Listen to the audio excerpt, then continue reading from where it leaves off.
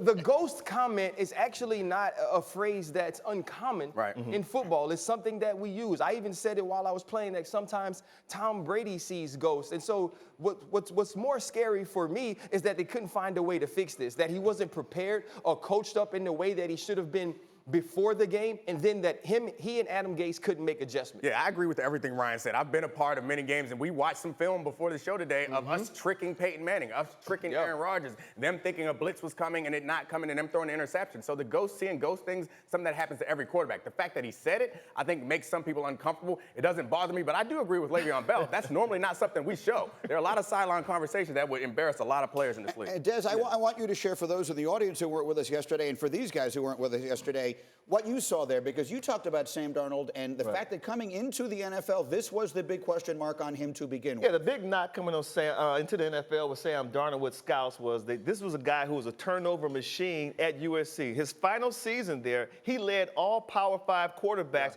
with 22 turnovers. So I didn't understand why they think that was going to change once he got to the NFL. As far as him saying goes, I think that Adam Gase, don't forget, it's his first year on the job, right? And Sam, he missed a lot of games because he had the kissing disease. So don't forget. Now, so Gase didn't know how his quarterback is going to act under pressure. So this is his first time under pressure. He expects some football terminology. Hey, coach, listen, I thought the mic was going to come, the wheel come, and it seemed like another guy came from the sideline. It's like they got 13 guys on the field. He hits Gase with, Coach, I'm seeing ghosts out there. I mean, you're right about that. And I need to go get the psychologist. Yeah, Gase might be like, we need an exorcist, we need Peter Venkman. I'm not a football coach. To see but what I think in this young quarterback. some blame needs to go to Gase also because the plays that they were running cannot beat that defense. So that's on him too. Well, I think the whole obviously in halftime. He ain't got no ghost beating plays, man. That's fair. It's all in part of it, but I think this goes to Sam Darnold's immaturity, both emotionally and mentally. When you get to the sideline and you're flustered in that way, your coach is more so trying to talk you down from a psychological and emotional standpoint than he is trying to give you schematics. And that's a bigger issue to me because I don't know how you coach a guy out of that. I understand. I don't need your psychology. Give me a play. Give me something that's going to beat this. They kept throwing him out there when I'm with trying to stop five-step drops while they're running five guys. He's trying to stop him from crying, though. You know how you stop me from crying? Give me something that's going to work. Stop throwing me out there and letting these boys tee off on me. Or something? I don't know. Well, I mean, maybe the reality here is that everyone is right. Maybe the reality is that Darnold was flustered by this, that has been his problem going back to college, continues to be. He's still only 22 years old, and I mean, Dan Orlovsky told us last week exactly what the Patriots were going to do to the Jets, and yet somehow Adam Gase seemed completely unprepared for it. At least his quarterback wasn't if you go back to the first interception, he makes the right read. It's a cover zero blitz. He has the press out. He's expecting Devin McCourty to be run off with Le'Veon Bell.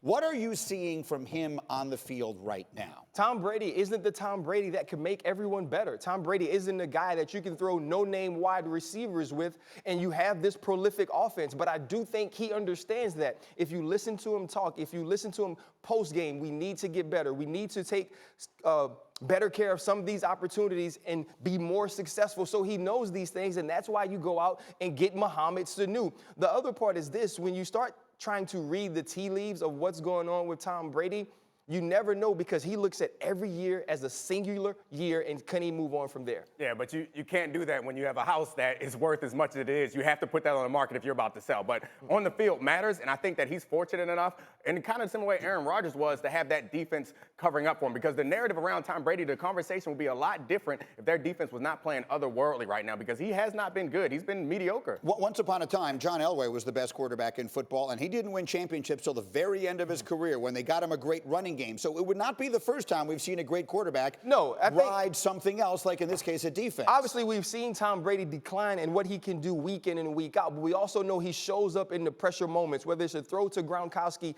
or making sure he finds ways to win games. And what happens is, if you move on from Tom Brady, where do you go? Who do you get? And I think that's a bigger question than what does Tom Brady do next year. You're not betting against Tom Brady in a big moment in a playoff game, right? You'd be crazy. And he doesn't have to have that many big moments because their division's so bad, their defense is so good, they're going to get a home bye. They're going to have to win one playoff game, and they're going to have the championship game at home. Tom's going to have to make a couple of plays at best, and they might be back in the Super Bowl.